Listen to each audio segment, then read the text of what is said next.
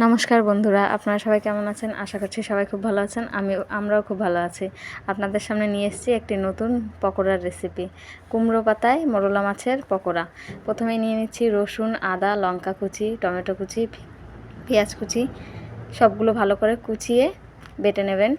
এরপর নিচ্ছি জিরে, শুকনো লঙ্কা নিয়ে সবগুলো বেটে নিয়েছি। এবারে সিদ্ধ আলু মেখে নিচ্ছি। তার মধ্যে দিয়ে দিচ্ছি পেঁয়াজ কুচি, লঙ্কা কুচি, টমেটো কুচি, সব মশলাগুলো বেটে নিয়েছিলাম সেগুলো দিয়ে দিলাম। তারপরে দিচ্ছি হলুদ, লবণ গুঁড়ো, গরম মশলা, কাশ্মীরি লঙ্কার কালারের জন্য। এরপর দিয়ে দিচ্ছি মাছের মধ্যে একটু হলুদ লবণ মেখে নিয়েছি। তারপর ভালো করে এগুলোকে মাখিয়ে নেব। মাখিয়ে নেওয়ার পরে একটু তেল দিয়ে আধ ঘন্টার জন্য ঢেকে রেখে দেব। এরপরে বেসনের পুরটা রেডি করে নিচ্ছি। দিয়ে দিচ্ছি হলুদ, লঙ্কা গুঁড়ো, গরম মশলা, চিনি, লবণ।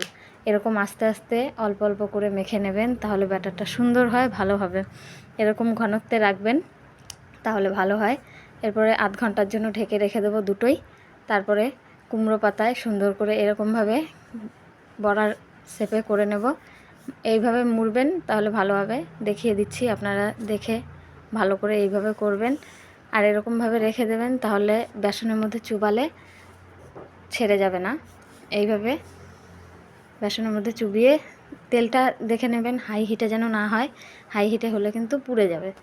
এবারে ছেড়ে দিলাম, ছেড়ে উল্টে পাল্টে ভেজে নেব লাল লাল করে। আস্তে আস্তে ভাজবেন, তাহলে ভেতরের মাছগুলো সিদ্ধ হবে, ভালো লাগবে খেতে। এরপর খেয়ে দেখছি কেমন লাগছে। দারুণ হয়েছে বন্ধুরা, আপনারা একবার খেয়ে দেখবেন। Like, comment, share.